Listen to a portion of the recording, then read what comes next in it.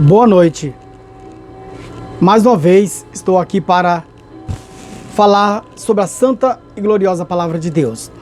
Queremos meditar na escritura de Deuteronômio, capítulo 29, versículo 29.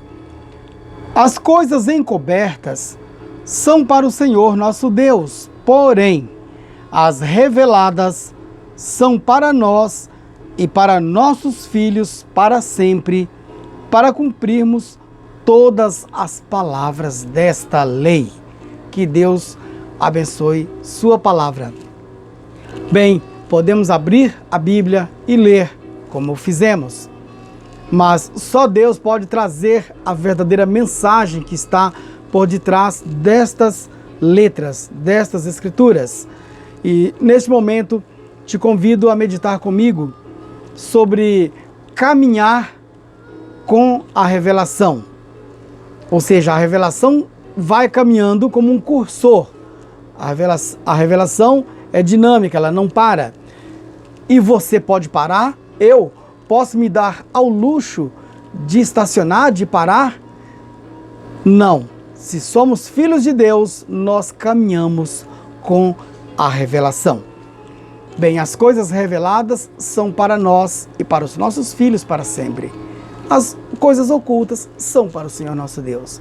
Aquilo que Ele quis ou quer manter em oculto é com Ele, é para Ele. Mas as reveladas são nossas. E nós, então, por direito e por dever, temos que nos apossar destas bênçãos por meio da revelação. Bem, nenhuma vírgula está fora de lugar, disse o profeta. Na mensagem, a palavra falada é a semente original. Aqui não diz se é parte 1 ou parte 2. A palavra falada é a semente original. Parágrafo 40. Diz assim: veem, você tem que ter em alguma parte aquela fé que possa tomar seu lugar de descanso. Aquela fé que possa tomar o seu lugar de descanso. Vamos ler mais. E para mim, eu não sei como você se sente sobre isto, mas para mim, a Bíblia é a infalível palavra de Deus. E eu creio que Deus tem vigiado a sua palavra e que não há nenhuma vírgula fora de lugar. Bem, então o profeta crê que não há nenhuma vírgula fora de lugar. Então não tem que me preocupar de mudar esta vírgula mais para frente ou mais para trás para mudar o sentido da frase. Não. Deixa como está. Deus está vigiando pela sua palavra. Durante todas as eras negras, a Bíblia foi o livro mais perseguido. Houveram outros livros perseguidos, mas a Bíblia encabeçou o índex, né, que é o índice dos livros censurados, livros proibidos. E até mesmo aqui no Brasil, a chamada Santa Inquisição perseguiu recolhendo Bíblias, dizendo que estava fazendo uma boa obra em recolher as Bíblias e até mesmo queimá-las. Mas Deus vigiou e cuidou, e nós temos a Bíblia aqui. Ela venceu toda essa perseguição, porque eu e você tínhamos que vir nesses últimos dias, nesta última parte do tempo, das eras, para então recebermos a nossa porção e também sermos as verdadeiras testemunhas desta palavra nesses dias. Bem, então não há nenhuma vírgula fora de lugar. Vamos prosseguir um pouco mais sobre ponto e sobre vírgula e sobre caminhando com a revelação. Parágrafo 65, onde penso que os pentecostais falharam, é o título do sermão. Mas o que o diabo fez? Ele veio e fez eles se organizarem. E eles começaram a se organizar e impor cercas e limites. Então começou a falar, aquele lá é seita, não vai com ele não. Aquele é ismo, não vai com ele não. Então começaram a fazer isso, né? Cercas e limites, ponto. E você sabe o que a coluna de fogo tem? Reticências. Se movimentado novamente, claro. O profeta está dizendo, você sabe que a coluna de fogo tem se movimentado novamente? E o povo pentecostal está tão organizado que eles não conseguem se mover com a coluna. Então, claro, parece que o chicote aqui, a repreensão é só sobre os pentecostais. Mas veja bem que denominação é um espírito que não é exclusivo dos pentecostais. É um espírito de organização, de colocar ponto final, de estabelecer cercas e limites. E então o profeta diz que eles não conseguem mover-se com a coluna. Mas o fogo de Deus está se movimentando exatamente igual. Ouviu o que o profeta disse? O fogo de Deus está se movimentando. E você e eu, vamos estar estagnados? Se dando ao luxo de ficar brecado, puxado o freio de mão ali? Ou de obedecer um sistema humano, um sistema feito por homens, que fica colocando espantalhos, dizendo para você, não vá com aqueles, são ismos, são isso, são aquilo outro? Não, você não deve prestar atenção nestas coisas. Tem um parágrafo mais à frente aqui que vai te dizer o que fazer. O profeta vai dizer. Mas o fogo de Deus está se movimentando exatamente igual, e ele fará isto em todas as eras. E nunca uma igreja durante toda a história que tenha caído tem se levantado novamente.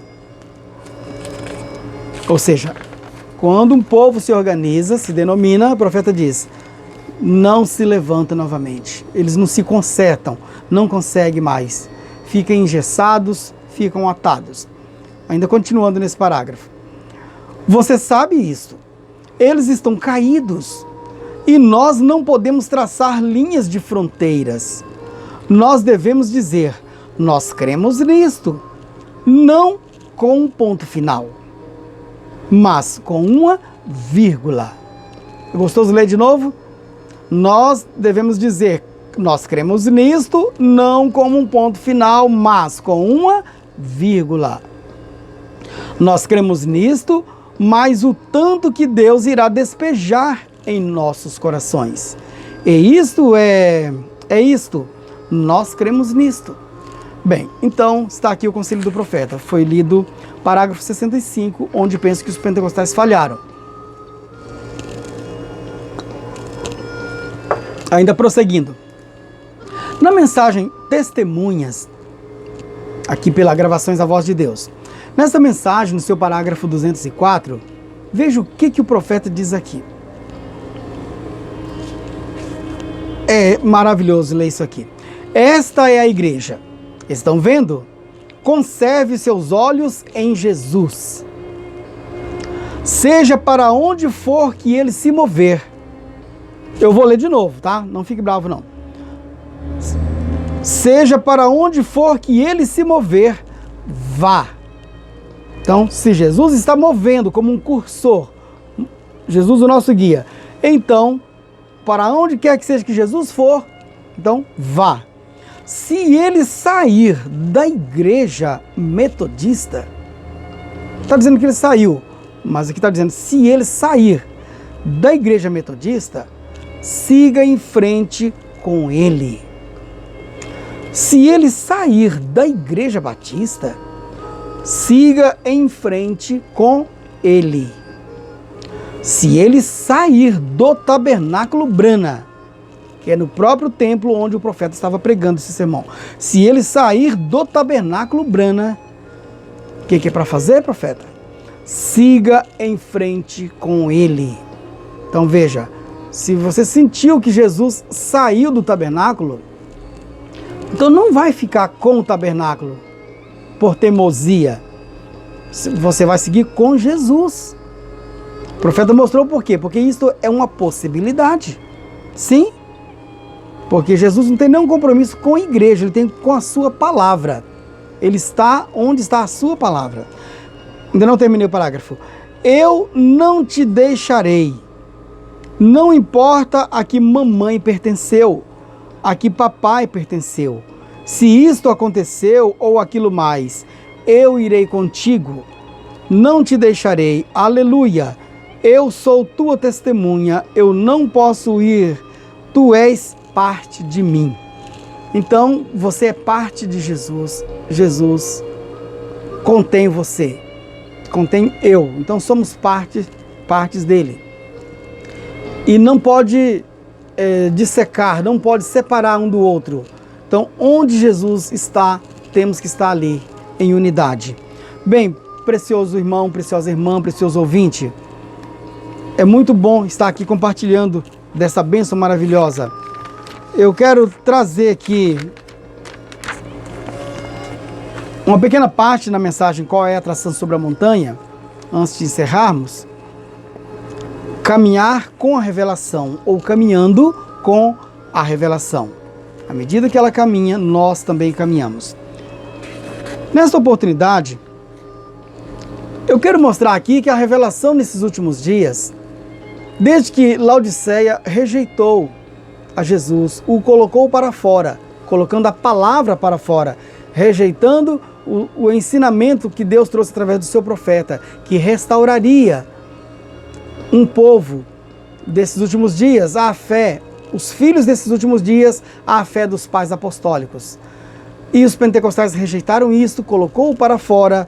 Então, Jesus chamou individualmente, bateu na porta do coração. Eis que estou à porta e bato.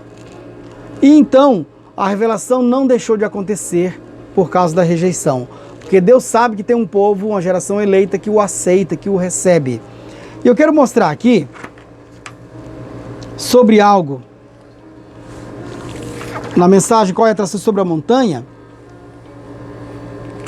Nós sabemos que a mensagem foi entregue para a noiva em 3 fases, ou etapas, ou puxadas. Não vou ler todos os parágrafos que vou mencionar. Por exemplo, estou mencionando agora o 262 da mensagem Os Ungidos dos últimos dias. Ali, estou me referindo que ali o profeta fala assim, ele fala, primeira puxada, cura divina. Segunda puxada, profecias. Terceira puxada, abertura da palavra. Então, nenhuma dessas puxadas ou fases é sem a outra. Mas quem tem o mais, tem o menos. É só uma ilustração rápida. Se eu te pergunto, você tem no bolso R$5, uma nota de R$5. Então, se alguém te perguntar, você tem R$2? Você tem, porque quem tem 5 tem 2. Porque 2 está contido em 5. E assim sucessivamente. Bem, então quem tem o mais, tem o menos. Estou tentando te mostrar que quem tem a terceira puxada, necessariamente tem que passar pelos degraus, primeira e segunda puxada. Você crê logicamente, obviamente, em cura divina, crê em profecias, e aí você crê na palavra aberta, aquela que veio na forma de uma espada para o profeta, quando ele estava lá no Canyon Sabino, naquelas montanhas, ali no Arizona. E a palavra vem ao profeta, veio na forma daquela espada, mas aquilo era a palavra de Deus. E a palavra, o Filho do Homem é a palavra revelada. Parágrafo 221, provando a sua palavra, também estou apenas citando. Ou parágrafo 222, 221 e 222, você deve ler os 2 parágrafos. Mas no 222, o profeta fala com estas palavras. Quem é o Filho do Homem? Ele mesmo responde, a palavra. Certo? Então a palavra, o Filho do Homem, na forma da palavra, veio ao profeta. E isto foi vindicado em 1963. Não estou dizendo que o arrebatamento, o rapto já foi, a igreja já foi embora. Não, não é isso. Estou dizendo que uma constelação de 7 anjos formaram a figura do rosto de Cristo nos ares, ali acima, cerca de 40 quilômetros de altitude. E a meteorologia, tanto agrícola quanto meteorologia aeronáutica, são as duas que eu posso citar, que eu consultei, afirmam que não há umidade a essas alturas. Mas como que aquela nuvem estava lá? Um nó na cabeça da ciência. Revista Life, revista Time, se eu não me engano, duas revistas diferentes nos Estados Unidos, são mencionadas pelo profeta, fotografaram aquele ser sobrenatural. Mas o profeta disse, Deus diz para ele não ficar explicando isso para cientistas, para a ciência, porque isto é para a noiva. Bem, então quero me referir aqui ao parágrafo 138, qual é a atração sobre a montanha? E eu comecei a subir a montanha correndo o mais rápido que eu podia para o outro lado. De repente eu pensei que alguém havia atirado em mim. Eu nunca ouvi tão grande estrondo, sacudiu toda a região. E quando isso aconteceu diante de mim, eu li corrente. E quando isso aconteceu, diante de mim estavam 7 anjos num agrupamento. Então, esses 7 anjos diante do profeta num agrupamento. Ele disse, o profeta não tem necessidade de mentir e eu não tenho necessidade de descrer no que o profeta está dizendo aqui. E creio que nem você também.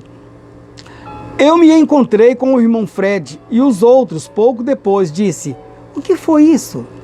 Eu disse, isso foi aquela tal coisa. Por quê? Porque o profeta esperava por algo assim. O que o irmão vai fazer? Voltar para casa, pois assim diz o Senhor, os 7 mistérios que estavam escondidos na Bíblia por todos estes anos, estas denominações e tudo mais, Deus vai abrir aqueles 7 mistérios. É por isso que não são 6 mistérios, são 7 mistérios. Para nós, nos 7 selos. Então, parágrafo 138. Deus vai abrir aqueles 7 mistérios para nós nos 7 selos. 141. Lá estava aquele círculo subindo da terra na forma de um nevoeiro. Quando isso aconteceu, isto foi diretamente para a montanha. Começou a formar um círculo indo para o oeste, da direção de onde isto veio. Pois, depois de algum tempo, a ciência descobriu 30 milhas, transformando medidas de milhas para quilômetros.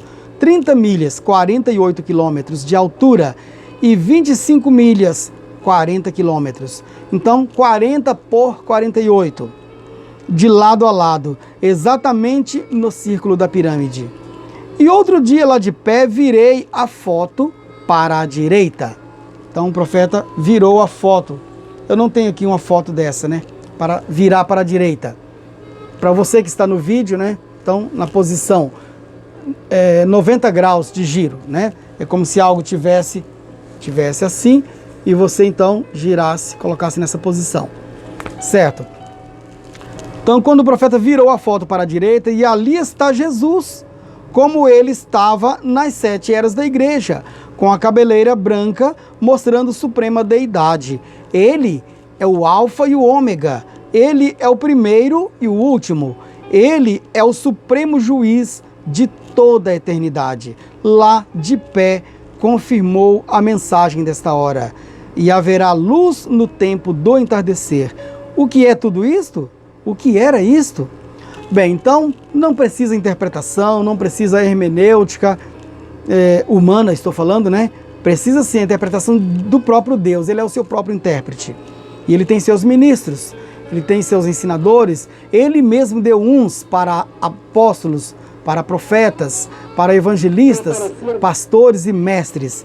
Então, Deus tem todo esse aparato, este corpo ministerial, para que Deus traga todo este assunto, E fui ao oeste sobre aquela mesma montanha, passando lá em cima com Banks Woods. Ele disse, atire uma pedra para cima, diga ao Senhor Woods, assim diz o Senhor verá a glória de Deus. Logo no dia seguinte, lá de pé, um redemoinho desceu e sacudiu as montanhas. Pedras cortaram o topo das árvores, cerca de 3 ou 4 pés, transformando em medidas também de metro, 3 ou 4 pés, 1 metro ou 1,20 m. Tradutor. Acima de minha cabeça, produziu 3 grandes estrondos, e os irmãos vieram correndo. Havia cerca de 15 homens, pregadores e tudo mais. Que foi isto? Ele disse, que foi isto? Eu disse, julgamento está atingindo a costa oeste. Mais ou menos 2 dias depois daquilo, o terremoto quase afundou o Alasca. O que é esta luz lá em cima, no monte pôr do sol? na floresta Coronado do Arizona? Que coisa estranha é essa que sucedeu lá em cima? Que as pessoas têm viajado leste do oeste, apanham as pedras que foram derrubadas por lá, onde aquilo atingiu, e cada uma delas, cada pedra tem 3 pontas. É uma pirâmide, né? Na forma de uma pirâmide com 3 pontas. Que aquilo havia cortado, os 3 são um. Os 3 são um. Elas estão colocadas sobre escrivaninhas, como pesos para papel, através da nação. O que é esta coisa estranha sobre o monte pôr do sol na floresta Coronado? Bem, precioso irmão, preciosa irmã, isso chamou a atenção de muitas pessoas, chamou a minha atenção também, e creio que isso chama a atenção de cada eleito de Deus. Júnior Jackson, que está me ouvindo, vocês se recordam do sonho que ele teve, que eu interpretei, indo em uma direção ao pôr do sol? E isso aconteceu no Monte Pôr do Sol. É o tempo do entardecer, o tempo do pôr do sol, a mensagem do pôr do sol, através do ocaso da história, um ocaso de profecia, ou melhor, sendo cumprida. E haverá luz no tempo do entardecer, sobre o monte Pôr do Sol, na floresta Coronado, a 40 milhas ao norte de Tucson. Pegue o mapa e veja se o pico Pôr do Sol está lá. É exatamente aí onde isso aconteceu. Eu não sabia disto até outro dia. Tudo que aquilo nunca morrerá está constantemente se desvendando. Da própria coisa acontecendo, há a foto de Jesus olhando para nós. E agora exatamente sobre o monte Pôr do Sol. E a luz do pôr do sol, a luz do entardecer veio. Deus vindicando a si mesmo. O que é isto? É o fato de que Deus e Cristo são um. A branca, quantos a viram a peruca branca sobre ele? Como falamos em Apocalipse 1?